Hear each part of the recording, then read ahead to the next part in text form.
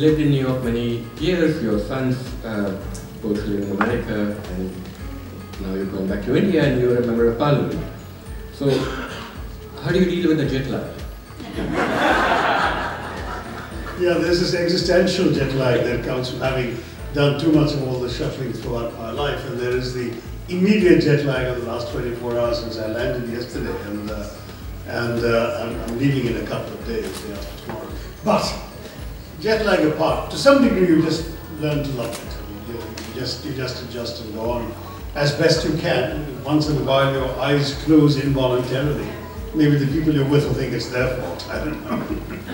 But having said that, I was listening to Somini with interest, because, you know, though I wasn't born in India, and I grew up there from the age of 2.5 to about 19.5, and then lived there again until my 50s.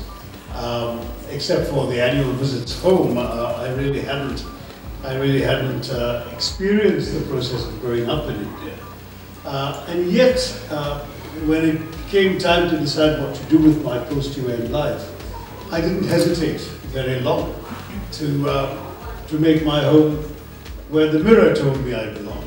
And that to me was very much India. So I'm actually very happy to have a sense of belonging to my own country, which I realize is a difficult thing to say to an audience where probably even all the Indian faces here belong to people who are now Americans or live here on the process of living that duality. I don't consider myself divided at all. Even when I was in America, I was not here as an immigrant. I was working for the United Nations. This is where they happened to have posted me, and I took my identity and my passport with me, as it were, into life in New York. Just as if Jesse Helms had his way and we'd been relocated to Timbuktu, I wouldn't have become Malian either. I was Indian wherever I was. And so to that degree, I've never had any doubt as to that sense of identity. Like so many, I'd say I'm comfortable anywhere, partly because I've been to so many places, lived in so many, and traveled so extensively, and indeed I still do. But, you know, if push comes to shove, as it were, it's India that I hark back to. I have a personal story about that, Shashi. Many years ago, I referred to Shashi as an Indian-American author. And he made me publish a correction. I did. I said, no American in my opinion. I'm very much an Indian author. Happens to be here, but not because I'm Indian-American. Thank you for remembering that. Well, Bobby Jindal doesn't like the term Indian-American. Yeah, he just wants the other. He just wants the American half, except when it comes to fundraising. That's when he remembers his ethnic origin. Well, he's so unpopular in America now, in Louisiana particularly.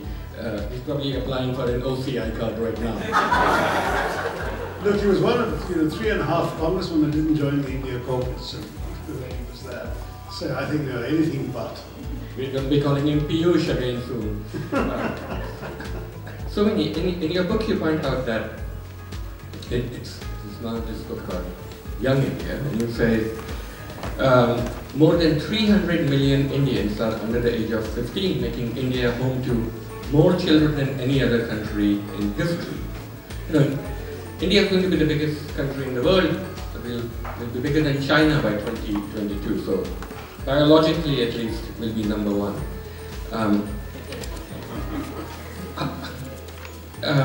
Every year, India has got to create 10 million new jobs for all these people coming out, at least. And related to this issue, you also point out that for every 1,000 boys in India, there are only 919 girls, a huge gender imbalance.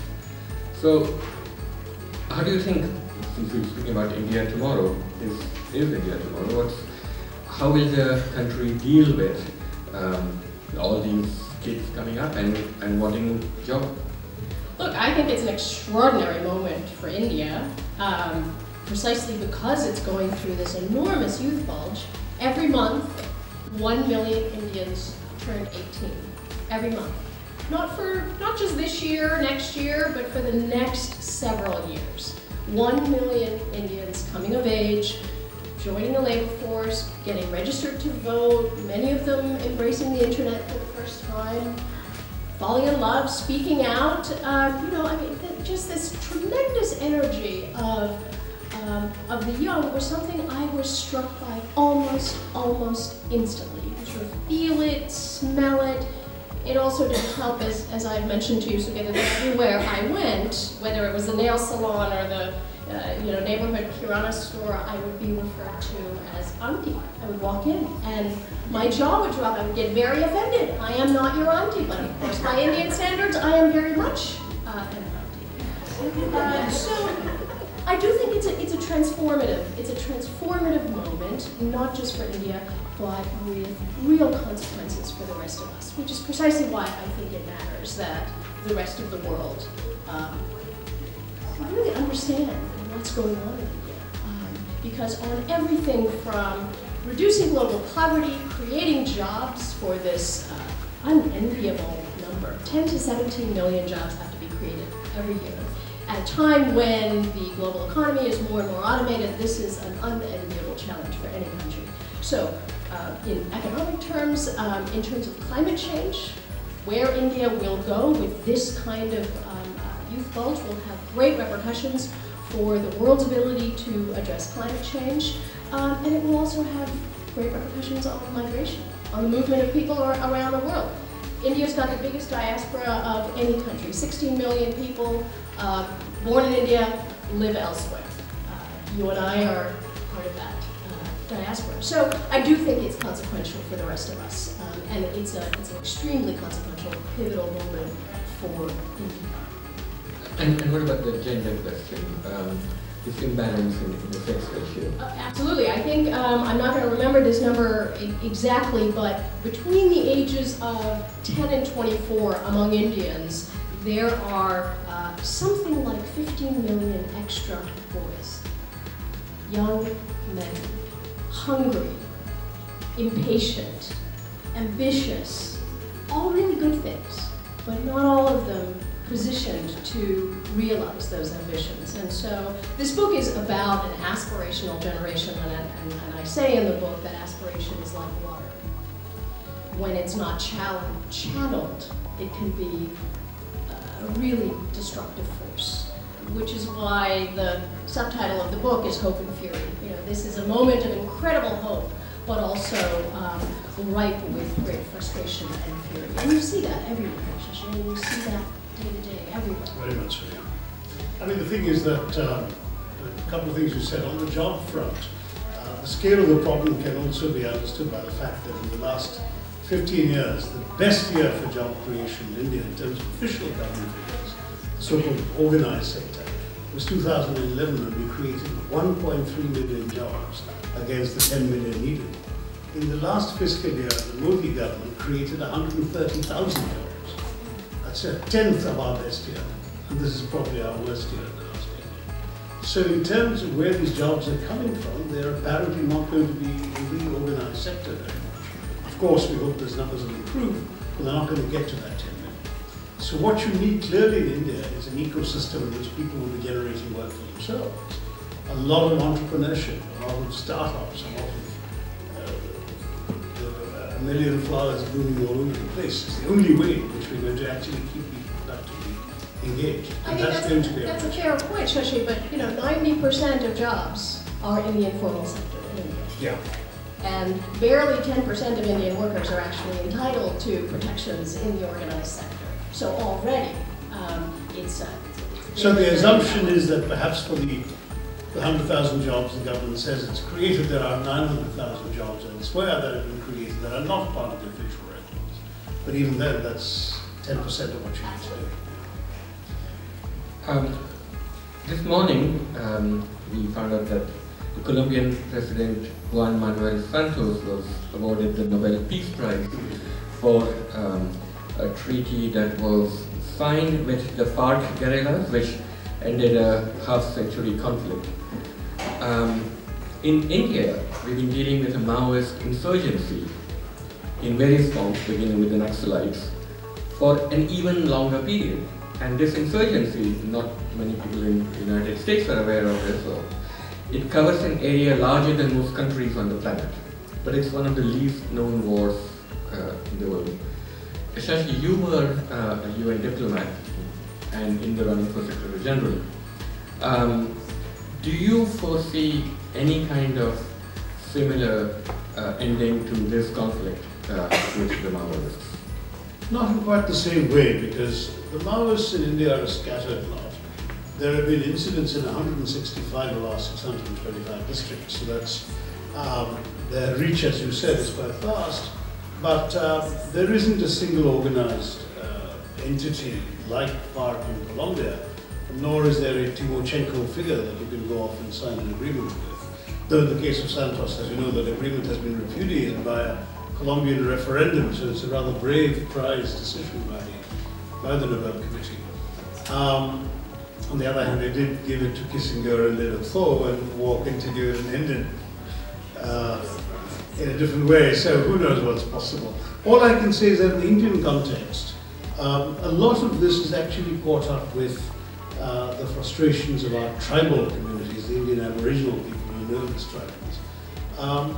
Because we have an awful lot of uneducated or undereducated, unemployed and unfortunately unemployable young men living in some of the most backward parts of the country, who are easy prey to ideologues who offer them a Kalashnikov and 1,000 rupees a month to take to this kind of life, and since they have no other stake in India's economy or society and have no prospect of prospering in it, then this seems just as useful a way of passing their time. A lot of Naxalism, as we call it, Maoism, is financed by banditry, kidnapping, extortion, blackmail, all this sort of stuff. It's really, there's very little sort of Maoist ideological conviction in the serious sense of the term.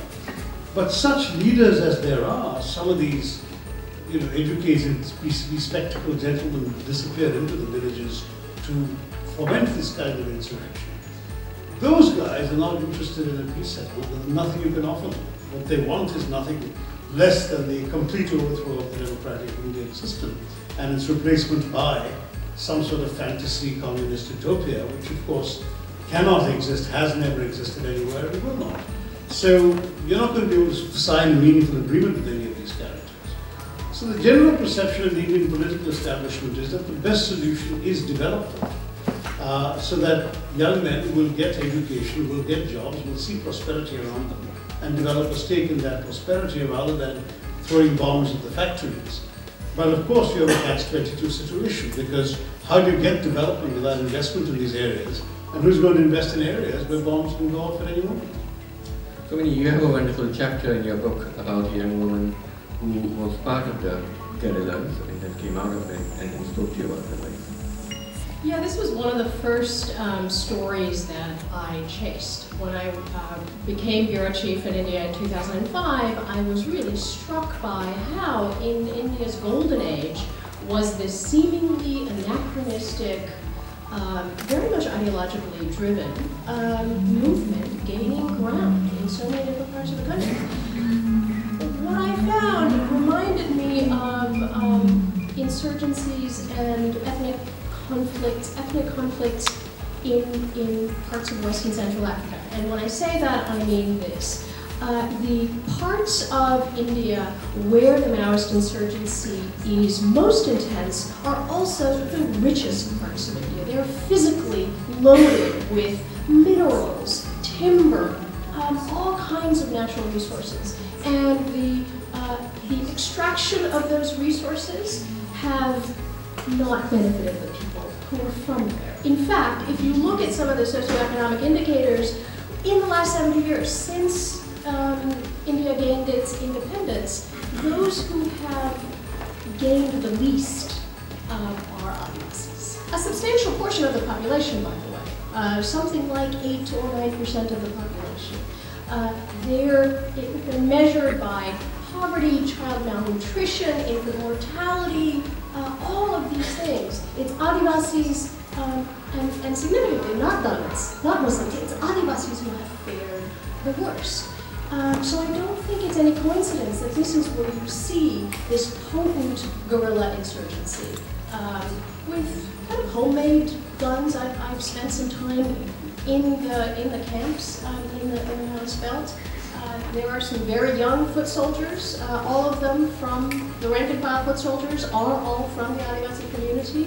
Their leaders at the commander level and up do tend to be college educated, usually upper caste, not Adivasis. And the woman you're referring to is a woman who I found, it took me a really long time to find someone who could really explain to me what it was that, you know, got them into this nihilistic movement. And it took me a long time. And this was a young woman from a village not far from Calcutta, about a 2-3 hour drive from Calcutta, and she described to me who she had become. She described to me the killer who she had become, and how she, regarded herself now. And I won't give away the story, except to say that her transformation, her personal transformation, was as much a story of aspiration as any of the other more feel-good stories that we might hear. It was an aspiration for something for her life to matter. Last year, Shashi made gave a speech at the Oxford Union, which went viral and bacterial and crystalline all around the world, and it made the case that Britain owes India reparations. As he pointed out, quote, India's share of the world economy when Britain arrived on its shores was 23%. By the time the British left, it was down to below 4%. Why? Simply because India has been governed for the benefit of Britain. Britain's rise for 200 years was financed by its depredations in India. Very true, but it also gave us the language we're conversing in right now, and the railways and cricket. So what kind of reparations should Britain provide? When we give back the curry? The whiskey. Sorry, what was that? The whiskey. Ah, the whiskey, yes. Actually, there is more Black Label, Johnny Walker Black Label, consumed in India than is made in Scotland. So we figured out our ways of inventing whiskey as well. The fact is that, well, first of all, it was an Oxford Union debate, and the Oxford Union came up with the topic that as a symbolic reparation of £1 a year for the next 200 years to make up for the last 200 might go a long way. So it wasn't, the reparations thing wasn't the thrust of the argument. The thrust of the argument, which is the subject of my next book coming out in India next month, under the title An Era of Darkness, the British Empire in India, and which is being published in Britain under the title Inglorious Empire, What the British Did to India. So that'll follow 3 months later. I hope at some point something in this country as well, but I find that being away from the incestuous publishing world here, I'm not quite sure how rapidly it will move in these circles. But in any case, that book essentially lays out the case in somewhat greater detail than a speech can in a debating chamber. But it anatomizes not only, it's not a pure narrative, it is a polemic, it is an argument about everything that Britain did, the destruction of the textile industry, the destruction of the shipbuilding industry, the destruction of the steel industry, all the industries that India had when the British came, which were systematically destroyed to serve British interests. It talks about the rapacious taxation, the creation of Indian polity. There is no record of landlessness and poverty before the British invented it, principally due to the rapacity of their rule and the manner in which taxation was imposed upon the Indian peasantry. It talks about the drainage of resources, which is not a new theory. It's a 19th century argument which has been substantiated at the time and since by nationalist Indians. It talks about all the arguments for empire, including some that you both mentioned. I'm embarrassed to admit that whiskey doesn't figure in my analysis, but I think you mentioned the railways, and that's a very good example of something which the British did entirely in their own interest, which now they're claiming credit for. This was a major colonial scam. It was described at the time as private profit at public risk. It was basically the most profitable investment in Britain for 40 years in the mid-19th century was investing in the Indian Railways, because you were guaranteed a return higher than any other return on the market at the expense of the Indian taxpayer. On top of that, the railways were built to take goods from areas of extraction in India to the ports to be shipped to England. Benefits to the Indian public were totally incidental and in some cases accidental. When ordinary Indians discovered the advantages of these moving machines that could buy tickets and become passengers on them, Britain promptly slapped the highest passenger freight rates in the passenger ticketing rates on some of the most disgustingly uncomfortable hard-wooden benches and so on imaginable, while giving British merchants the cheapest freight rates in the world. So the passengers were subsidizing Indian passengers were subsidizing British business throughout the empire. I can give you example after example, including the racism in appointments and the running of the railway system. Whatever good has come of the railways to India has largely been since independence. In fact, it's amusing to read 19th century documentation at that time and read about people trying to justify the railways on the grounds that famines would decrease because food could now be shipped to areas more easily on railways. The irony is that some of the worst famines were after the railways were built and areas to which the railways went, because the British had no interest in using the railways to end starvation amongst Indian peasants. And so it went. I mean, this is one example of just one thing for which the empire claims credit that it doesn't deserve. English, you mentioned as well, which is the language indeed that we have in common, in which I wrote the book and made the speech. But it's a language which was intended to be taught to a very thin sliver of Indians, who would be, as Macaulay in his notorious minute put it, English in taste, opinions, morals and intellect, but Indians in brown and colour. And their job was to essentially serve as interpreters between the rulers and the ruled. It's to the credit of India that Indians seized the English language and transformed it into a vehicle of Indian nationalism. Not, I think, to the credit of the British. And so on. I mean, I don't want to recite the entire book, but the book is out in a few months. Next month in India, if any of you is traveling there, get it, and you can argue with me next year. And at this point, there are more English speakers in India than in England. And there will soon be more Indians speaking English than in America.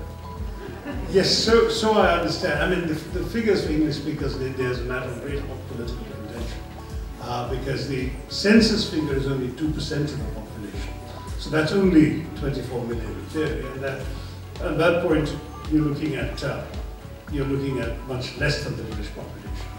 But the unofficial figure is about 10 to 15% of the population. No one really, it's all guesswork.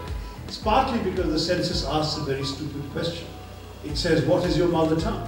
And we are all brought up to say whatever our ancestral mother tongue is. I'm not counted as an English speaker in the Indian census. And Malayalam is my mother tongue, and that's what I'm listed as. So I think the 2% is a gross undercount, but 15 is almost certainly an exaggeration. And even in the 10%, if that were right, arguably some of those 10% would not speak in English that many people in this hall would understand. So let's take it with a few pinches of salt. But I agree, more than the British population is not surprising. And we all speak this hybrid.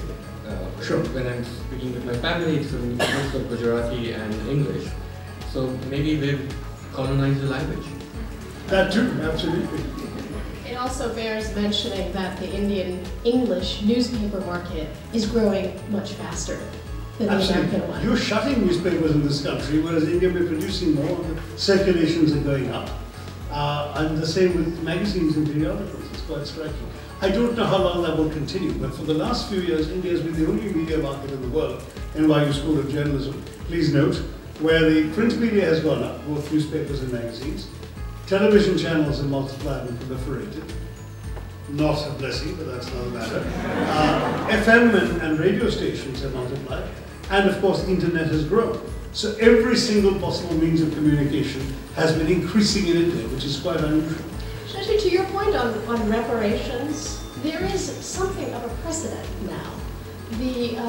Britain has given, I don't know what they call it, compensation, reparations, to members of the Mau Mau guerrilla movement in Kenya, who were tortured very badly. And there were some old Kenyans who went to London.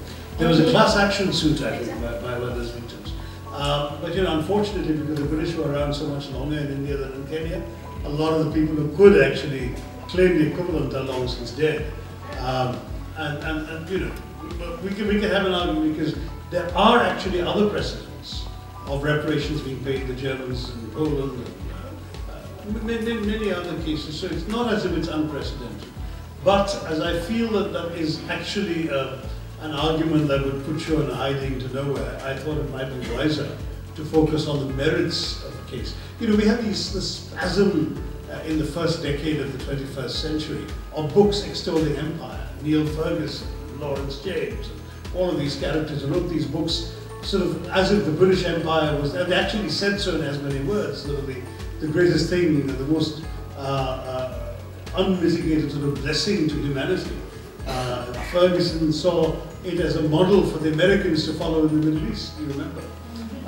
That was the kind of thing that I was also reacting to. It's time to realize that when you speak about empire, you can't do this. In fact, my son Ishan has just written an article today about this black British football player who rejected an MBE. Now he's born in Britain, his children are born in Britain, he's a British citizen, he says he's a patriot and proud of it. But he says the empire was evil and he will not accept it. An award from the Queen, which uses the word empire. People are beginning to strike that. You were speaking about this wealth of newspapers and television stations, which is all true, but at the same time, I don't think freedom of expression has ever been under greater threat in the country. Salman Rushdie rightly pointed out that India is experiencing a cultural emergency. Writers are being murdered for writing, they are being imprisoned. Students at universities like JNU are being attacked. Artists like M.F. Hussain, he couldn't go back to India and he had to die in exile. Mobs on social media who attack anyone who takes the least bit of exception to the government. The government passed a bill, section 66A, which is a broadly worded provision regulating anyone using a computer or other electronic device. It prohibited content that was, quote, grossly offensive, had menacing character, or caused, quote, annoyance or inconvenience. If what you posted on social media annoyed someone, you could face 3 years of jail. And it wasn't an empty threat. In 2015, 4,154 new cases were filed and 3,137 people arrested under Section 66A before the Supreme Court, thank God, struck it down. The Constitution of India guarantees freedom of speech, but with a few exceptions. There are these riders on it, and these exceptions include, quote, the security of the state, friendly relations with foreign states, and public order, decency, or morality, which could really mean anything to anyone. There have been attacks on NGOs like Greenpeace, which have been expelled. So I'd like to get both of your opinions on this, what you sense is happening in the country. Shashi, you've got 4.1 million Twitter followers, and you certainly know. That one you don't count. So what exactly is going on, and what can writers do about it? Actually, what you said reminded me of that comment you made at the beginning of our session, when you said everything about India is both true and false at the same time. This is both true and false at the same time. Every example you gave is absolutely true, but the collective picture they portray is actually false. In other words, India remains a lively, free society, even though every one of these incidents has happened. So But part of the problem is one of scale. So 3 writers, in fact, writer was not their most important identity. They were rationalists who spoke against and wrote against Hindu religious practices they considered superstitious or irrational. 3 rationalists had been murdered in the last 3 years. But in a population of 1.2 billion people, do you necessarily assume that means that every rationalist in India has to fear for his life? Not necessarily. There may have been very specific circumstances in those individual cases. A completely innocent Muslim man was lynched by a frenzied mob on accusations of having slaughtered a cow, which some Hindus have started to convert into some sort of acid test of human decency. But that's again one person out of 160 million Muslims. There have been cases of Dalits being flogged and stripped and humiliated publicly for skinning a cow, which happens to be what they do for a living. They claim the cow was already dead and they only work on carcasses. But the people who did this to them, fortunately somebody filmed this on a mobile phone, it went on YouTube, and of course there was a nationwide outcry and these guys were arrested, the perpetrators, and the nation's eyes were trained on this horror and this atrocity, which in my view actually shows freedom of expression at work, rather than as a threat to it, because freedom of expression was used to demonstrate to the nation the things that were going wrong. So I think that to draw from these examples a generalized picture of a culture under siege is absolutely an exaggeration. I live there, I criticize the government daily. Of course, I'm in the opposition political party, so I'm expected to, but there are lots and lots of columnists, writers, journalists without any particular political allegiance who are equally critical of the government, and there's never been any sense of them either being intimidated or living in fear. And I think we should see things in proportion. I will attack the government for anything they do that restricts even one person's freedom of speech. But I would not draw from it the conclusion that all of India is under threat, because I live there and I see it's not. There's tremendous ferment, lively exchanges of opinions, lively debate, attacks on the government and the ruling party, and vice versa. On the freedom of speech thing, this is an ongoing battle. I've long been a critic of these constitutional provisions, but they exist. Ironically, many of these are borrowed from British era codes. The main difference is, of course, that these things are interpreted differently in mature Western democracies than they are by some local judge in a tiny provincial town somewhere in the heartland of India, who may actually take this notion of annoyance or irritation or defamation far more seriously. In practice, as somebody who has been defamed, abused, vilified, accused of all sorts of false things in the Indian media, including on the internet, and having been advised by my lawyers there's not even any point trying to sue, I'm somewhat mystified by the notion that you cannot say what you like on the internet in India, or you ever could not. People do and did and will, and it's impossible, I think, to curb. So the short answer is, I don't think there is a freedom of speech crisis in India. I think there are dangers, such as laws that could be misused, not just misused by the government, misused by some local policeman who doesn't know any better, misapplied by a lower level magistrate. You can't take everything all the way up to the Supreme Court. It will take years before the Supreme Court shows the light. So inevitably, when laws exist, they can be abused. And that's why I'm very glad that 66A was struck down. But overall, this is and remains a lively, vigorous democracy and a country where freedom of speech exists and flourishes. Well, at the same time, the Reporters Without Borders, they have a ranking for freedom of the press. India on this index, the last time I checked, it was something like 140 on the list of 173. Well, Somini, as a reporter, do you agree with Shashi that there is this? Look, I think free expression is and has been, since the founding of the country, a central tension. India cannot be China. It cannot have a firewall to block out the internet. That's not the story that India tells about itself. By the same token, there are these restrictions on free press, on free speech, and the ones that you just read out, they happen to be the First Amendment to the Indian Constitution.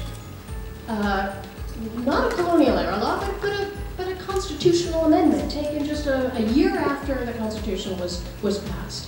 As for free speech in the internet era, I think that let me just say, I think throughout, long before this government came to power, it must be pointed out that India has a long and storied history of banning books, restricting certain kinds of films. So, not one particular government. It would not be accurate to tar one particular government with this. Having said that, there has been a noticeable uptick in attacks on speech, particularly in the internet age. Section 66A, the law that you were describing, that was struck down last March, because, by the way, of a public interest litigation suit filed by a young lawyer who took this case to the Supreme Court. But I write about this law and the arrests of 2 young women under this law a couple of years ago, and this law was put in place by the previous government, by the Congress-led coalition government. It was, and to Shashi's point, I think when those 2 women, the 2 young college students, they made unwittingly a sort of political comment against the death of Bal Thackeray, the fact that the city had shut down, the city of Mumbai had shut down when Bal Thackeray's funeral procession was going on, and they were not only pounced upon on Facebook, but they were also arrested and charged with a criminal offense. This, to Shashi's point, infuriated young Indians. Yeah, it infuriated me as well, actually. That's why I said these things, when they exist on the books, they can be misunderstood, misapplied at a very low level. This charge would not have stood up at any higher level, and indeed it was very quickly acted against. The girls were released. The girls were released, the criminal charges were dropped, but it did take a couple of years for the case to reach the Supreme Court and for it to be overturned.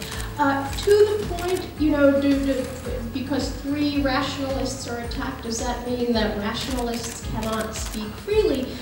But this is central to India's understanding of itself. And so I do think questions of free expression and how much government and society allow by law and norm is really crucial. And to what extent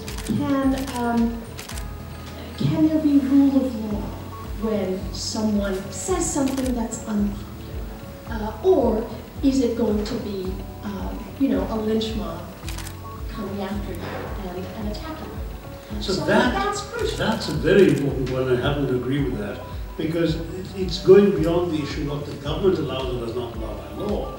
It's about the level of tolerance in society. One of my recurrent arguments in India is that we are becoming increasingly intolerant as society because we are constantly caving in to those who claim to be offended by something or the other. And the examples range from the very grim ones you rightly mentioned to the absurd, like a Shah Rukh Khan movie called Billu Baba, having to shed the second half of its title because the barber said the word barber was an insult to their honorable profession. I'm not joking. He actually was forced by mobs to change the title of his film. When you think about this level of thin-skinnedness and the fact that the instinct of anybody in India, whether it's a film director, whether it's a politician, whether it is sometimes a government, the instinct is to give in to the intolerant. Rather than protect like Penguin India. Publishers have also given in exactly. Penguin gave in on the volume they actually agreed to pulp. Yeah, when they Donegal, they pulped all existing copies of her book. I mean, as you know, rival publisher promptly brought out 3 different Wendy Donegal titles and cashed in on it. So the country is complicated that way, but Europe, they do. Well, we'll turn from free speech to something, to good speech, to writing, since it is a literary conference, we don't want it to be all about politics. However, I'll get to Donald Trump in a minute, but before that, there's this incredible wealth of writing coming out of not just India, but the whole subcontinent. some of my favorite writers in the region are Pakistani writers, because the country in greatest turmoil, and as we know, turmoil gives rise to great art. So I'd like to ask both of you about what you think is the best recent writing coming out of the region, and if you had to nominate one person for the Nobel Literature Prize, which is coming out next week, who would you nominate? It doesn't have to be something. So, good, so she's passing the bucket. No, I would still nominate Salman Rushdie. I think that the reason has nothing to do with any particular book, but what his collective oeuvre has represented in terms of really expanding the realm of the possible in English literature. Because he did, sort of smuggle in this gaudy, exuberant, multicolored, multi-hued world of India into the established canon of English language. A lot of Indian writing before him have been very decorous, formalistically very correct, very elegant, some fine writing. But he sort of just burst open the canon, as it were. And I think that's an extraordinary achievement that is not sufficiently appreciated. Perhaps it's more difficult for the whatever Scandinavian judges to understand what Rushdie did with the chutnification of language, as he called it. And I think that has been significant. Of course, many of the themes he's tackled also. And he's unquestionably been a giant of the literary firmament in the last generation. So it would be a shame, I think, if political controversy prevented the committee from having the courage to recognize what an extraordinary pioneering figure he has been in the world of letters. And among the younger generation, whose books do you read, other than your own sons? Yeah, ask me in 20 years, I'll tell you, I'll answer the earlier question with a more intimate answer. No, I do think that there's a lot of very, very good writing taking place. To be honest, amongst the very young writers in India, the writers in their 20s and early 30s, I'm afraid, by and large, I hope I'm not being totally unfair, but by and large, they seem to have put commercial success ahead of literary quality. There's very much now this absolute flourishing of young Indian writing, churning out pulp books, chick lit, thrillers, rom-coms, all of this stuff. And they're slightly more difficult to classify works of Chetan Bhagat or Amish, which are hugely popular. I mean, India is still a country where a 5,000 copy sale makes you a bestseller. And these guys sell hundreds of thousands. In fact, Chetan and Amish, I think each have sold 1 million or 2 of each of their last 3 books, which in India is just 200 times more than the next person, as it were. But I don't think one can truly speak of literary quality when one comes to their writing. So that's the different thing. I mean, what Kanishk has done with his stories, and I think the reason partly that he got such extraordinary reviews in India is that there aren't enough young writers trying this. Because frankly, they fear it won't make money, as I'm sure Kanishk can testify, it hasn't. But the fact is that his books will last and those others will have made the money and move on. I'm told also there's some very, very good writing in the Indian languages, which for once are getting better translators than in the old days. In my generation, the people who wrote in Indian languages were very ill-served by their translators. And so you didn't really get a sense of vibrancy of writing as much. Today, there's a lot more better stuff coming out in a number of languages, and maybe we will soon hear of them. But when it comes to Indian writing in English in the subcontinent, probably not. There's a Bangladeshi woman called Tahrima Amin who's writing, I know her father, so it's slightly biased in picking her out, but she does write extraordinarily well. And what's exciting about this also is that, she is actually spending most of her time in Bangladesh and not in Brick Lane or Southall or whatever, churning out exotica for the British. She's really living in Bangladesh and writing, and that may be somebody else worth watching out for. Again, young means you're really looking at people, I would assume, under 40 at least to qualify for young. And I'm running out of names to cite. I agree that Tahrima Anim's work has just been fabulous, and like Suketu, I'm a huge fan of new writing coming out of Pakistan. For the Literature Nobel, I actually have a slightly different name, and it's Claudia Rankine for her book Citizen, in part because I think she reflects this country, my own country, in enormous turmoil, and has just, in the most elegant, heartfelt way, written about the profound kind of moral challenge of racism. When I was studying one of the sections of my forthcoming book, the issue of the indentured migrants who were sent off, it's startling to realize how cut off they became from the homes, families, relatives, friends, assumptions they had left behind when they were shipped off by the British. In those days, how could you be in touch with the world you left behind?